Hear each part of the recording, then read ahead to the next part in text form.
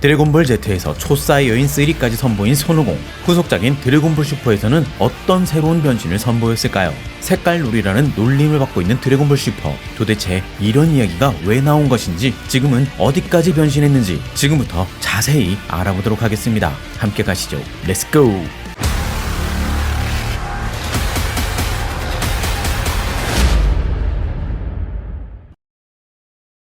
이 영상은 보시는 스폰서의 제공으로 보내드립니다.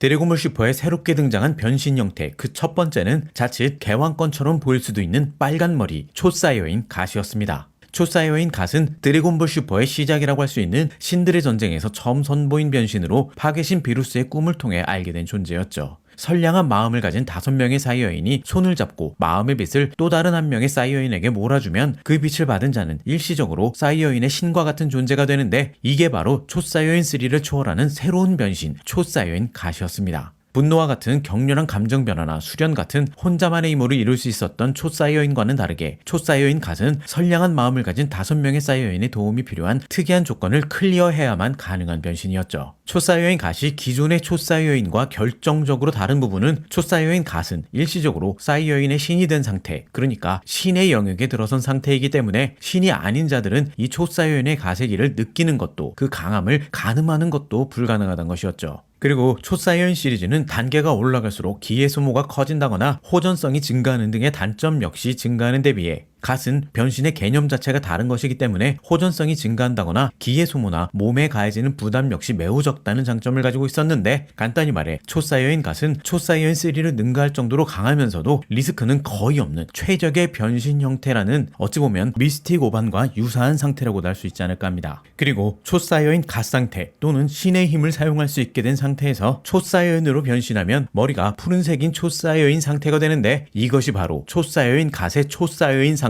초사이어인 블루인 것이었습니다. 쉽게 말하자면 신의 영역에 들어간 사이어인이 초사이어인으로 변신한 상태가 바로 이 블루였으며, 초사이어인 갓의 상위 변신 단계라고 할 수 있습니다. 블루는 초사이어인 갓과는 비교할 수 없을 정도로 엄청난 전투력을 갖고는 있었지만 엄청난 스태미너를 소비한다는 단점을 가진 변신이었으며, 초사이어인 블루의 개왕권을 사용한 형태인 초사이어인 블루 개왕권, 그리고 베지터가 초사이어인 블루의 한계를 뛰어넘어 각성한 초사이어인 블루 진화, 거기에 블루의 흘러넘치는 기를 체내에 압축해 가두는 방법으로 초사이어인 블루의 파워를 낭비 없이 오롯이 사용할 수 있는 초사이어인 블루 완성형까지 여러가지 추가적인 형태로 바리에이션이 존재하는 변신이기도 했습니다.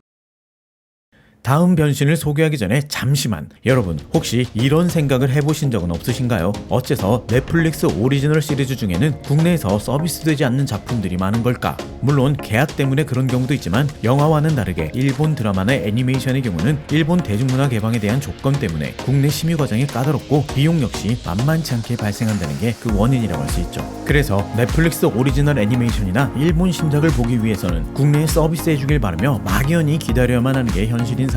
하지만 노드 VPN을 이용하시면 더 이상 이런 문제로 고민할 필요가 없어집니다. 노드 VPN을 이용하면 클릭 한 번으로 현재 내가 속한 국가를 다른 원하는 국가로 변경할 수 있는 만큼, 미국에서 서비스 중인 이누야사나 유유백서, 그리고 일본에서 서비스되는 데스노트와 같은 현재 국내에서 서비스되고 있지 않은 작품들을 편하게 시청할 수 있게 된다는 것.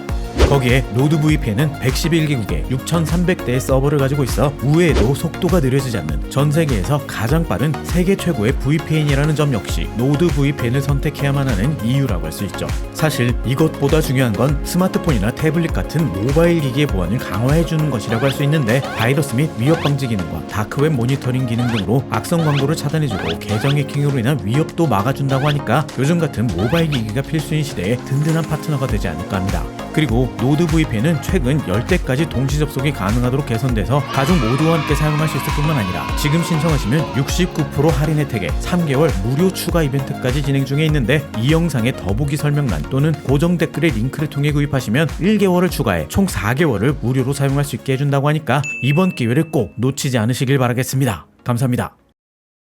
다음으로 소개할 변신은 사이어인의 육체를 가진 신이 초사이어인 갓을 초월해 초사이어인 블루의 경지에 도달한 상태, 초사이어인 로제입니다. 인간을 혐오하고 있던 제15주의 견습개왕신 자마스가 자신의 스승이자 개왕신인 고아스를 죽이고 그의 권위를 찬탈해 다른 평행 세계선에 존재하고 있는 50의 육체를 슈퍼 드래곤볼로 빼앗아 사이어인의 육체를 손에 넣고 50 블랙으로 미래 트랭크스 세계선에서 깽판을 치다가 과거에서 온 50과 베지터의 싸움을 통해 이 로제를 각성하게 된 것이었죠. 50과 베지터가 블루로 변신하는 걸 보고 50의 육체를 가진 자신도 할 수 있을 거라는 생각에 도전했던 것이 이런 결과로 이어졌던 게 아닐까 하는데, 큰 데미지를 입거나 체력이 떨어지면 수시로 변신이 풀리는 블루에 비해 로제의 경우는 전투가 길어지거나 데미지를 받아도 변신이 풀리지 않는 안전성을 보이는 건 아마도 자마스가 진짜 신이라서 신의 영역에 들어선 인간들보다는 신의 힘을 베이스로 하는 이 변신에 더 안정적이었던 게 아닐까 싶습니다. 나중에 50이나 베지터 중 누군가가 진짜로 신이 되면 블루가 아닌 로제가 될지도 모르겠지만, 드래곤볼이라는 만화 자체가 설정에 충실한 작품이 아니기 때문에 어떻게 될지는 지켜봐야 할 것 같습니다. 다음 변신은 50 변신의 끝, 무의식의 극입니다. 무의식의 극이는 감정을 뒤흔드는 거대한 충동을 계기로 변신하는 초사이어인과는 반대로 모든 감정과 충동을 자제했을 때 비로소 도달이 가능한 경지로 인지 상태를 초월해 몸이 무의식 중에 스스로 반응해서 모든 공격에 대처할 수 있게 되는 상태라고 할 수 있습니다. 초사이어인처럼 종족에 국한된 기술이 아니기 때문에 습득만 한다면 누구라도 사용할 수 있는 기술이긴 했지만, 기본적으로 신들이 사용하는 기술이었기 때문에 신의 경지에 오르니가 아니라면 감히 익힐 엄두조차 낼 수 없는 기술이었죠. 자극이 들어오면 뇌를 거쳐서 반응하는 방식이 아니라 자극이 들어오는 순간 몸이 스스로 가장 효율적인 방식으로 반응하기 때문에 반응 속도가 기하급수적으로 빨라진다는 개념이라고 할 수 있는데, 보통 뇌를 거치지 않고 말이 나오고 나면 문제가 생기던데 이게 맞는 건진 모르겠지만 드래곤볼 슈퍼의 세계관에서는 그렇다고 하니까 그냥 그런가 보다 하고 넘어가도록 하겠습니다. 암튼 무의식의 극이는 파괴신들조차도 쉽게 도달하기 어려운 경지로 파괴신이 약하거나 능력이 없어서 그렇다기보다는 무의식의 극이를 익히기 위해서는 감정을 흔들리게 하는 강한 충동을 제어할 수 있어야 하는데, 파괴신들 대부분이 성질이 더러운 탓에 상성이 맞지 않기 때문이 아닐까 합니다. 베지터도 마찬가지고 말이죠. 우이스의 말에 따르면 50의 무의식의 극이 변신은 잘못된 사용 방법이라고 하는데, 우이스와 같은 천사들은 무의식의 극이를 패시브 스킬로 사용하고 있기 때문에 변신과 같은 쓸데없는 체력 소모는 필요하지 않지만, 50의 경우는 위에서 언급했던 여러가지 문제를 해결하기 위해서 변신이라는 형태를 취할 수밖에 없었다고 하죠. 이런 이유로 50이 사용하는 무의식의 극이에는 몇 가지 단계가 존재할 수밖에 없었는데, 일단 무의식의 극이에 근접한 상태, 회피 위주인 반쪽짜리 무의식의 극이, 무의식의 극이 증조가 있고, 이 증조 이후에 회피, 공격, 방어 어느 쪽도 모자랄 게 없는 백발의 간지남, 완전한 무의식의 극이 완성형으로 각성하는데, 우이스의 말에 따르면 천사와 사이어에는 근본적으로 다른 생명체이기 때문에 50이 천사들처럼 상시 무의식의 극이를 사용하는 것은 어려우니까 자신만의 극이를 찾아야 한다고 한 것을 볼 때 50의 무의식의 극이 변신 역시 틀렸다고 단언할 수는 없지 않을까 합니다. 50에게 무의식의 극이가 있다면 베지터에게는 이것이 있죠. 바로 자의식의 극이. 평온한 마음의 천사들이 사용하는 무의식의 극이와 반대되는 파괴를 사용하는 파괴신들이 사용하는 또 다른 신의 기술이 바로 이 자의식의 극이라고 할 수 있습니다. 힘의 대회에서 50의 무의식의 극이를 지켜본 베지터는 마음을 평온하게 비워야 하는 무의식의 극이는 자신에게 맞지 않다는 것을 알고 손오공과는 다른 자신만의 길을 걷기로 마음먹으면서 그레노라 편에서 비루스의 제자로 들어가 새롭게 깨달은 경지가 바로 이 자의식의 극이었는데, 설정상 무의식의 극이와 대척점에 있는 변신인 만큼 50의 라이벌인 베지터에게 딱 어울리는 변신이 아닐까 합니다. 자의식의 극이 역시 신이 사용하는 기술이었던 만큼 파괴신이 아닌 베지터가 이를 사용하기 위해서는 50의 무의식의 극이처럼 변신이라는 형태를 취할 수밖에 없는 것이었지만, 무의식의 극이와는 달리 연달아 다시 사용해도 무리가 가지 않을 만큼 좋은 효율을 가지고 있었으며, 전투의 고양감을 통해 전투력을 상승시킬 수 있다는 특징 때문에 오히려 데미지가 계속 누적될수록 그에 따라 더 강해진다는 굉장한 이점을 가진 변신이기도 했습니다. 그렇다고 체력이나 스태미너가 늘어나는 것은 아니기 때문에 자칫 잘못하면 자멸할 수도 있다는 크나큰 리스크를 가지고 있는 변신이기도 했죠.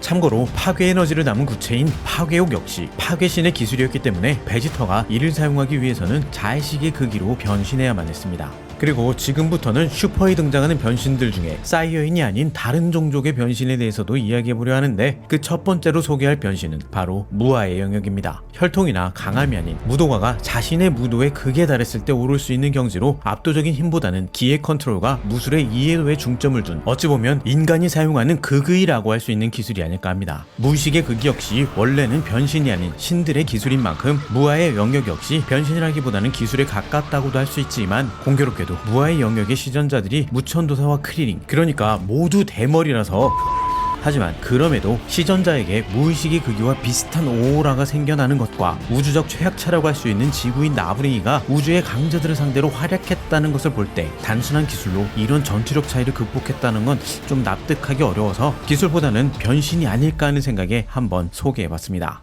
오이스도 무의식의 극유와 비슷한 부분이 있다고도 했으니까 말이죠. 이 다음은 부활한 프리저가 수련을 통해 손에 넣은 변신 골든 프리저입니다. 프리저의 부하였던 소르베와 타고마가 지구의 드래곤볼을 이용해 프리저를 부활시키면서 초사이어인에 대한 복수를 위해 수련에 돌입한 프리저가 4개월간의 수련을 통해 초사이어인을 초월하는 경지에 도달하게 되는데 그 변신이 바로 골든 프리저였습니다. 실제로 블루 상태의 오공과 베지터를 압도하는 전투력으로 지구 전체를 위기로 몰아넣기도 했었는데 문제는 이 변신은 스태미너를 극단적으로 소모한다는 것이었죠. 변신이 익숙하지 않았다는 문제도 있었겠지만 변신 상태로 비슷한 수준의 상대와의 실전은 처음이었기 때문에 급격하게 스태미너를 소모하게 된 게 아닐까 합니다. 힘의 대회와 브로리에서도 골든 프리저로 활약했었지만 프리저의 변신은 이게 다가 아니었습니다. 힘의 대회 이후 부활한 프리저는 이전과 마찬가지로 부동산 사업에 집중하고 있었는데 어느 행성에서 정신과 시간의 방과 같은 공간을 발견하게 되면서 약 10년이라는 기간을 훈련에 매진 골든 프리저를 초월하는 새로운 경지를 손에 넣게 되는데 이것이 바로 검은색 프리저 블랙 프리저였습니다. 2023년 말에 V점프에서 공개된 설정에 의하면 블랙 프리저의 강함이 파괴신에 육박할 정도라고 하니까 아마도 블랙 프리저가 50이나 베지터보다 강할 것으로 유추되며 골든에서 블랙으로 색이 바뀐 이유는 아메리칸 익스프레스 센츄리온이 아메리카 익스프레스 골드보다 윗등급이라는 데에서 착안했다고 하는데 이게 좀 민망했는지 블랙홀에서 영감을 얻은 것도 있다고 첨언하기도 했죠. 아무튼 드디어 우주 최강을 다시 손에 넣은 프리저라고 할 수 있지 않을까 합니다. 축하해야겠죠? 다음으로 소개해드릴 변신은 개인적으로는 블랙 프리저만큼이나 골 때리는 변신 아니 그 이상이라고 생각하는 오렌지색으로 변한 오렌지 피콜로였습니다. 진중한 성격의 피콜로를 오렌지족으로 만들어버리다니 어처구니가 없는 설정이라고 생각했지만 자꾸만 강해지는 적들에 비해 어느 순간부터 무력해진 피콜로였기 때문에 분명 파워 밸런스를 맞출 수 있는 계기가 필요하다고는 생각했었는데 그 결과가 오렌지일 줄은 정말이지 생각도 못했었네요.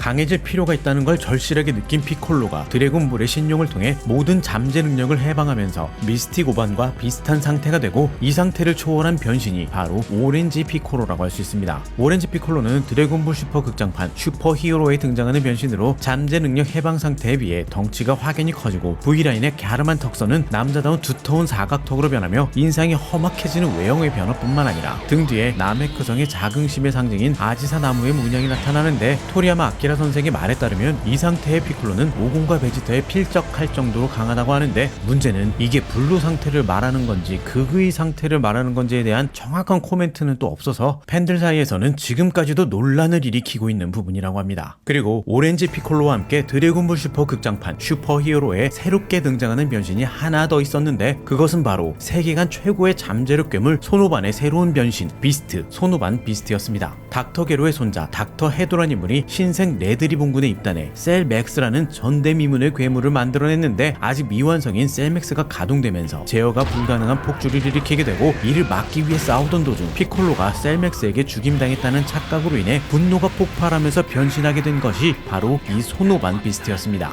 원작자인 토리야마 아키라 선생의 말에 따르면 소년기 시절 그러니까 셀게임에서 초사이어인2로 각성했던 이미지를 오마주해서 만든 오반만의 독자적인 변신으로 내면의 야수가 깨어난 느낌으로 소노반 비스트로 결정했다고 합니다. 피콜로가 잠재 능력 개방에서 오렌지 피콜로로 2차 각성을 이뤄낸 것처럼 오반 역시 흔히 알려진 잠재 능력을 개방한 상태 미스틱 오반에서 또 한 번 변신한 형태가 바로 이 비스트라고 할 수 있죠. 우이스의 말에 따르면 초사이어인과는 별개의 변신이며 신의 기술과도 다른 것으로 소노반만의 독자적인 변신이라고 할 수 있는데 그 전투력은 손오공이나 베지터가 와도 상대하기 힘들지 모른다는 셀맥스를 간단히 제압할 정도였으며 코믹스에서는 오공의 극기를 압도하는 연출이 있는 것으로 볼 때 오공이나 베지터의 극의 상태보다는 강할 것 같지만 이성을 잃고 폭주할지도 모른다는 부작용을 안고 있는 변신이기도 했습니다. 현 시점에서 최강자라고 할 수 있는 블랙 프리저와는 어느 쪽이 강한지는 알 수 없지만 오반이 비스트 모드에서 초사이어인으로 변신이 가능하다면 오반을 이길 수 있는 사람이 있을까 싶기는 하네요.